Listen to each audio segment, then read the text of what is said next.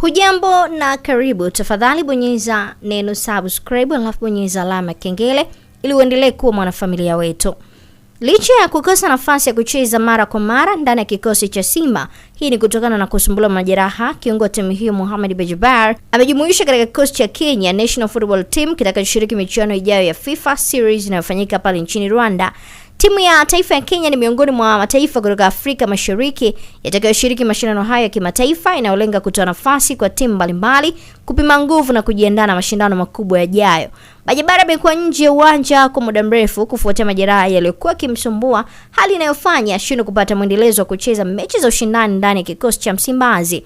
Na hata hivyo, licha ya changamoto hiyo, kiungo huyo amepewa nafasi ya kujiunga na kikosi cha taifa baada ya kudhibitisha kuwa kwa sasa yuko fiti na tayari kurejea uwanjani kuendelea na majukumu yake. Wito huo wa timu ya taifa umeonekana kuwa ni fursa muhimu kwa Bejibar kurejesha makali yake pamoja na kuonyesha uwezo wake mbele ya benchi la ufundi la Kenya. Kupitia mchezo huo kimataifa wa FIFA Series, Bejibar atapata jukwaa la kujijenga upya na kuonyesha kiwango chake, jambo ambalo linaweza kumsaidia kurejesha imani kwa mashabiki na wadau wa soka.